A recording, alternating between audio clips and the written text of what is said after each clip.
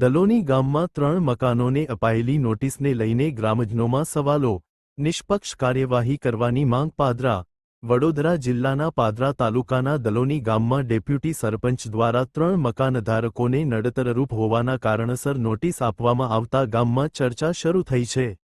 ગ્રામજનોનો આક્ષેપ છે કે જો સરકારી જમીન અથવા રસ્તા પર દબાણ થયું હોય તો કાર્યવાહી માત્ર 3 મકાનો પૂરતી જ કેમ મર્યાદિત રાખવામાં આવી અને સમગ્ર ગામમાં સમાન ધોરણે કાર્યવાહી કેમ કરવામાં આવી નથી. ગ્રામજનોનું કહેવું છે કે સંબંધિત મકાનો વર્ષ 1994ની આવાસ યોજનામાં ફાળવાયેલા છે અને છેલ્લા 32 વર્ષથી અસ્તિત્વમાં છે.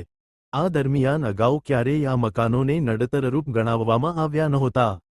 હવે અચાનક માત્ર 3 પરિવારોને નોટિસ અપાતા અનેક પ્રશ્નો ઊભા થયા છે. સ્થાનિકોનો વધુ આક્ષેપ છે કે કોઈ સત્તાવાર માપણી અથવા સર્વે કર્યા વિના કાર્યવાહી કરવામાં આવી હોવાનું જણાય છે. જો ગામમાં ખરેખર દબાણ હોય તો સમગ્ર ગામમાં નિષ્પક્ષ માપણી કરાવી એકસરખા નિયમો હેઠળ તમામ સામે કાર્યવાહી કરવામાં આવે તેવી માંગ ઉઠી રહી છે. હવે ગ્રામ પંચાયત અને સંબંધિત અધિકારીઓ આ મુદ્દે શું સ્પષ્ટતા કરે છે અને આગળ શું કાર્યવાહી કરે છે તેના પર સૌની નજર છે. આજે આવાસની આ વેડી આલેલી છે મને, તો એ લોકો એવું કહે છે કે અમે વધારે જગ્યામાં બાંધેલી છે. હવે આપણા જો આ ડીપી આવી ગયેલી છે તો અમે કઈ જીવને જોખમમાં નાખીને અમે વધારે બાંધેલું છે. આ જેટલી છે આટલી જગ્યા છે તે પણ એમને નડે છે ને એ લોકો અમને નોટિસ આલે છે કે આ વેડી તમારે તો નાખવાની.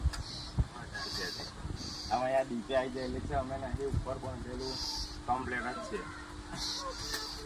અને આ સરકારી કહેવા માગે છે આ પાછળ અમારે આ ડીપી આવી ગઈ છે અને આ ખુલ્લી જગ્યા છે. આમાં તમને વધારો કયા રૂપે દેખાય છે? નડતર રૂપે અમે કહેવા તૈયાર છે. તો અમને વારંવાર 2 થી 3 વખતે સરપંચે નોટિસો આપી છે કે આ તમારું અને અમારા 3 વ્યક્તિનું એમને નડતર રૂપ છે, એટલે અમારા ટાઈમ પર જ આ આપેલું છે.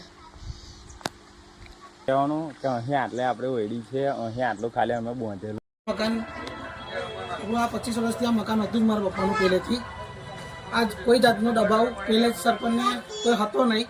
હવે આ લોકો વિરુદ્ધ પક્ષમાં છે ચૂંટણીની અદાવતથી. તો આ લોકો એવું કહે છે કે તમારું દબાણ હટાવવામાં આવશે. એ કેમ? જો દબાણ હટાવવું હોય તો આખા ગામનું તમે હટાવો તો અમે પણ સહેમત છે, પણ જો આખા ગામનું તમે હટાવવા નથી માગતા અને અમારા તનનું માગો છો એ કાયદેસર ગણવામાં આવતું નથી.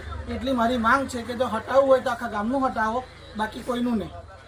આ લોકો વિરુદ્ધ પક્ષમાં છે એટલે આ મને આવી રીતે ટોર્ચર કરે છે.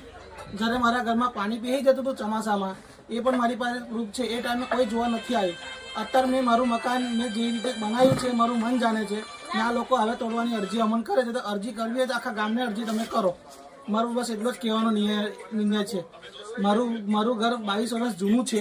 મારા પપ્પાએ બાંધકામ કર્યું હતું, એ બાંધકામ મેં કર્યું છે.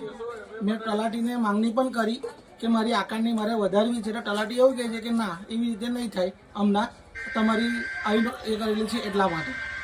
મને બસ એટલો ન્યાય જોઈએ છે કે મારું મકાન હટાવવું હોય તો આખા ગામનું તમે ગેરકાયદેસર દૂર કરો, દબાણ તમે દૂર કરો તો હું પણ સહેમત છું, અને આખું દબાણ તમે હટાવો તો હું પણ રાજી ખુશી મારું હટાવવા તૈયાર છું. બસ એટલી માંગણી છે મારી.